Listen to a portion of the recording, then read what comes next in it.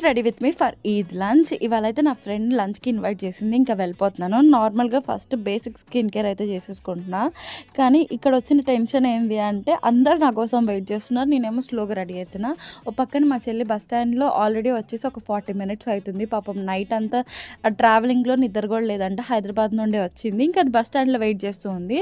మా వాళ్ళేమో నా కోసం వెయిట్ చేస్తూ ఉన్నారు. ఇక్కడ బాబాయ్, పండు, నాని అంటే మా తమ్ముళ్ళు వెయిట్ చేస్తూ ఉన్నారు నన్ను తీసుకొని వెళ్దాము అని చెప్పి. నేనేమో స్లోగా వీడియో తీసుకుంటా నిదానంగా రెడీ అవుతున్నాను.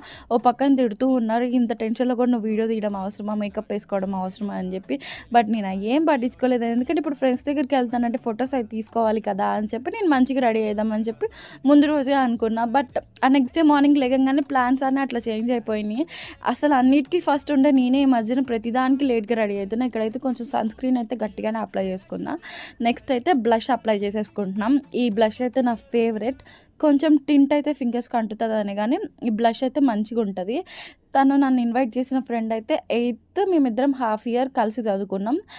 ఆ తర్వాత ఇంటర్ నుండి మళ్ళీ కలిసి చదువుకున్నాం. అప్పుడైతే బెస్ట్ ఫ్రెండ్స్ అయిపోయాం. ఇదే ఫస్ట్ టైం నన్ను ఈద్కి అది ఇన్వైట్ చేయడం. ఇంటికి చాలాసార్లు వెళ్ళాను, కానీ ఈద్ రోజు అయితే ఇదే ఫస్ట్ టైం. సో మిస్ అవ్వకూడదు అని చెప్పి ఒక పక్కన నా టెన్షన్, ఇక్కడైతే నేను మస్కరా వేసేసుకుంటున్నా. పక్క నుండి మా చెల్లి కాల్ చేస్తూ ఉంది, నాకు నిద్ర వస్తుంది, ఎంతసేపు అని చెప్పి అటు మేనేజ్ చేసుకుంటూ, ఇక్కడ కింద బాబాయ్ కార్ దగ్గర ఉన్నారు, మా బాబాయ్ని మేనేజ్ చేస్తూ, పక్క నుండి మా తమ్ముళ్ళు ఒక పక్క నుండి తిడుతూ ఉన్నారు, వాళ్ళని మేనేజ్ చేసుకుంటూ స్లోగా రెడీ అవుతున్నా. నాదేం పోలేదు అన్నట్టు స్లోగా రెడీ అవుతున్నా. ఇక్కడ ఈ లిప్స్టిక్ మ్యాచ్ అయింది కదా అని చెప్పి లిప్స్టిక్ వేసేసుకున్నా. ఐ మేకప్ అని ఏం కాదు, కానీ నార్మల్గా ఫింగర్తో అట్లా వేసేసుకొని ఇంకా బొట్టు అయితే పెట్టేసుకున్నా. ఇంకా ఈ హెయిర్ సెట్ చేసుకోవడానికి ఏం వేసుకోవాలో కూడా టైంకి అర్థం కాలేదు, ఏదో ఒకటి పెట్టేసుకున్నా. ఇయర్ రింగ్స్ అయితే నాకు మ్యాచింగ్ కూడా దొరకలా, సర్లే ఏదో ఒకటి అని చెప్పి పెట్టుకున్నా.